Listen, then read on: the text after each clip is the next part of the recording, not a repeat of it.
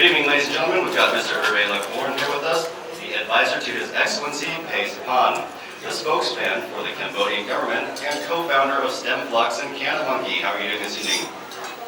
Doing great, thank you. Thank you for having me. Excellent. So our first question for you this evening is regarding the recent changes in the Thailand reform where they removed the medical cannabis from the narcotics list. How exciting is that, and what are your thoughts on that in particular? That is very exciting development, and I think if you look at what is needed in this country as well as in Southeast Asia, is the education and the removal of basically cannabis from the narcotic business, and that's a very good step forward for the government. Yes. I couldn't agree more because we have to overcome the negative stigma that's been perpetuated for years, and then we'll now be able to do the research and development scientifically and medically to support that, provide the information to the public to where it's more accepted, and then we can see all the opportunities medically as well as industrially start to come. What are your thoughts in regards to the future with Canada Monkey and StemFlux in regards to being involved in that? Okay, so with Canada Monkey was more focused in Cambodia rather than Thailand, and this is a very good step forward, as well as some development that has happened in the US, with the election and its decriminalization and a lot more opening up, and we expect the new administration to do a lot for the industry. So I think there's great opportunity here. Also, as far as Thailand, we work with partners that are here today, and that's the value of the CISW, is making those partnerships and being able to collaborate around the world.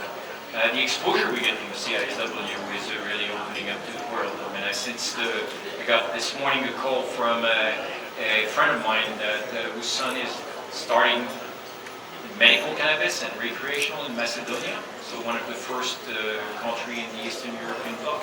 So very exciting for the industry and a lot of opportunity. And StemFlux is more of a stem cell technology as well, a growth factor, and our project for the new year to blend the benefit of cannabis, especially when dealing with stem cell therapy. Excellent. There's one more topic I wanted to touch on because Cambodia is a bordering country with Thailand, and Thailand is looking to be a hub, so we obviously need our neighboring countries to be partners.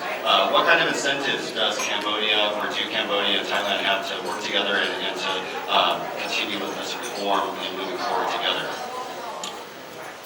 Well, I don't know if there's specific incentive in working together. I know we have an incentive to actually collaborate with the Thai companies that are ahead of time compared to Cambodia to really kind of leverage that for education in the medical field as well as ultimately in the recreational field down the line.